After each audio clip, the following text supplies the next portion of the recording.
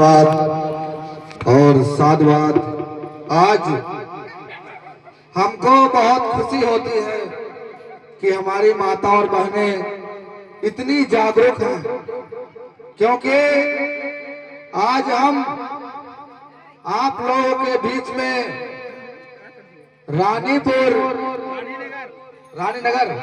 रानीनगर में हमको बुलाने का काम किया। इसके लिए मैं सभी ग्रामवासी और हम अपनी दीदी जी को बहुत बहुत धन्यवाद देंगे, जिन्होंने हमको यहाँ बोलने का मौका दिया। और हमारे साथ बहराइच जिला से चल करके आए हुए हमारे साथी हैं, जिनका मैं परिचय दूंगा, उसके बाद अपनी बातों को रखूंगा। साथियों, हमसे ज्यादा उम्र के लोग बैठे हुए हैं और इतने जागरूक हमारी माता और बहनें बैठे हुई हैं, इनके सामने मैं ज्यादा समय नहीं लूंगा।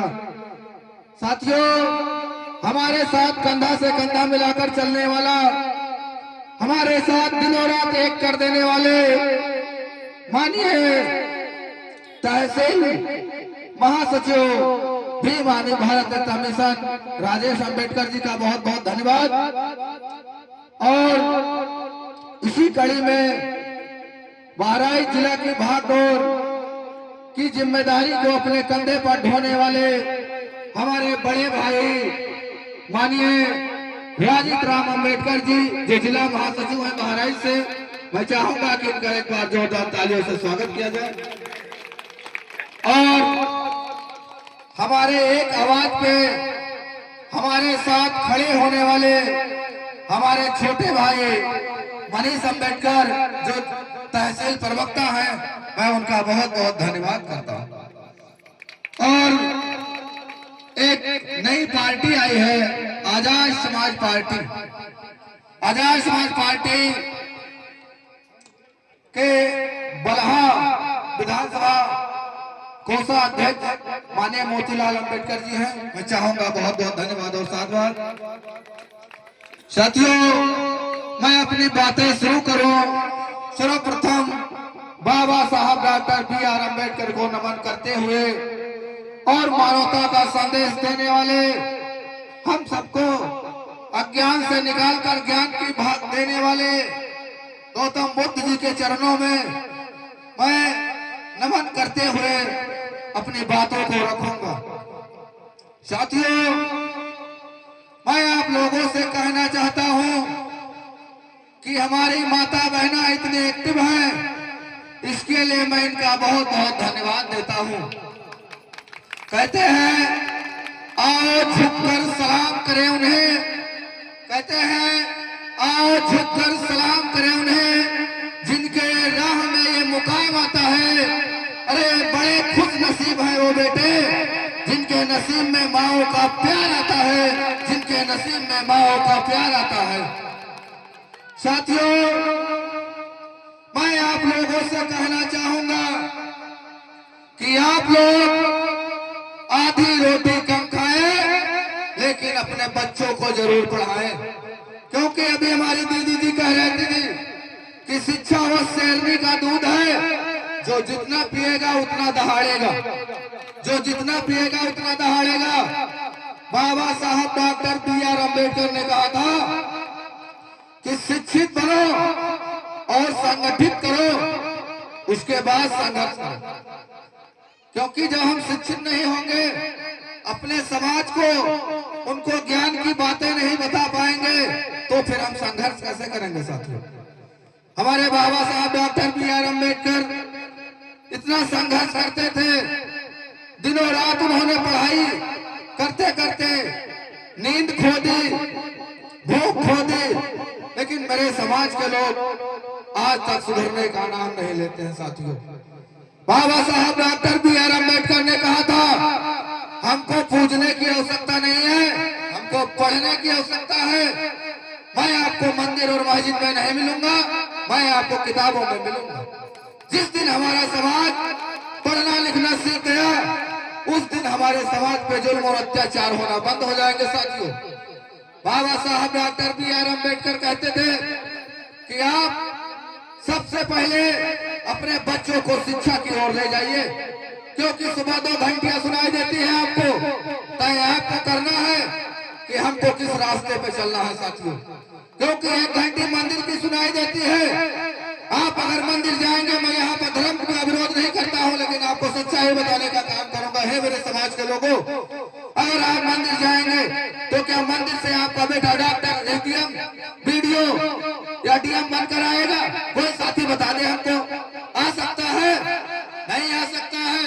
क्योंकि शिक्षा जब हम ग्रहण करेंगे तब हमारा बेटा जाकर डॉक्टर बन सकता है, इंजीनियर बन सकता है, डीएम बन सकता है, पुलिस कप्तान बन सकता है। कितना अच्छा होगा जब हमारा कोई भाई हमारे गांव में कप्तान या डीएम बनकर आएगा, कितनी खुशी होगी हमको। लेकिन मेरा समाज, अब मैं कहना नहीं चाहूंगा, आप लोग समझ जाइए किस तरफ घंटी बजने पे दौड़ता है।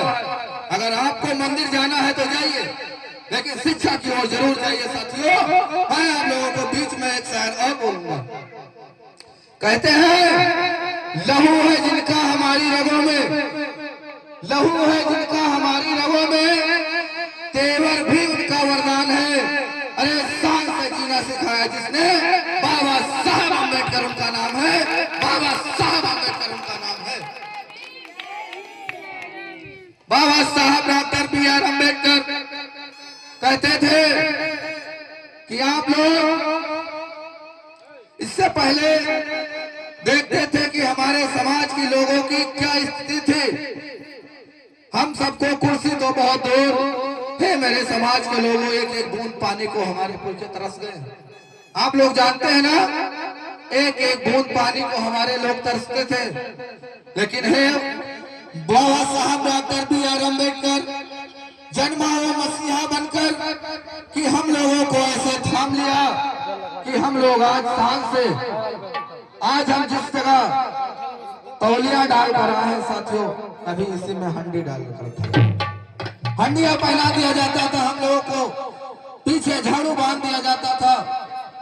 हम लोग इतने क्या छूट थे, जिस राह से हमारे भाई बुजुर्ग चलते थे उस राह पे कहीं पैर न बन जाए, इसलिए झाड़ू बांधने का काम करते थे।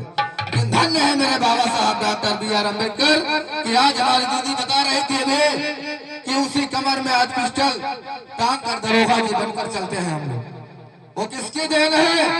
बाबा साहब अम्बेडकर की देन है। लेकिन हमारा समाज ये सब नहीं जानता है। मैं उसको बताना चाहता हूँ कि आप जागरूक बनिए, ज्यादा से ज्यादा लोगों को समझाइए कि हम सबको एक होकर रहना है। एकता में जो ताकत होती है साथियों, उससे हम बहुत कुछ कर सकते हैं। हमको एक बन के रहना होगा। मैं ज्यादा समय नहीं लूंगा, क्योंकि सुबह से हमारे साथीगण बैठे हुए हैं, सबको थकान आ गई होगी। इसलिए मैं एक शायर और बोलूंगा आप लोगों के बीच में, उसके बाद मैं अपनी बातों को विराम दूंगा।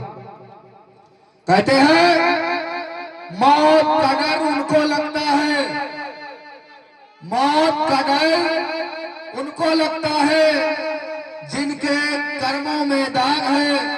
अरे हम बाबा साहब की औलादे हैं, हमारे तो खून में ही आग है, हमारे तो खून में ही आग है। साथियों, मैं कहता हूं कि बहुत से लोग कहते हैं कि बाबा साहब ने जो संविधान बनाया उसको मैं बदल दूंगा। तो उस पर मैं 2 लाइन बोलना चाहूंगा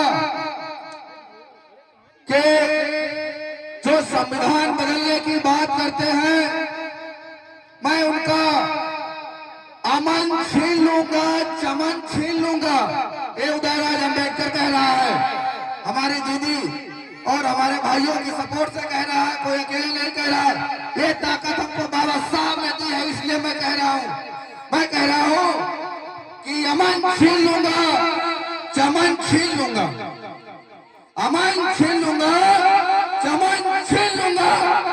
अगर आरक्षण की तरफ आंख उठाया है मनवादी, तो मैं तेरी अर्थी से तेरा कफन छीन लूंगा, मैं तेरी अर्थी से तेरा कफन छीन लूंगा। साथियों, मैं से अपनी बातों को विराम देता हूँ और मैं चाहूंगा सभी साथी खड़े हो जाएं, एक बार जोरदार जयकारा हो जाए, उसके बाद मैं अपनी बातों को विराम दूंगा। क्योंकि आज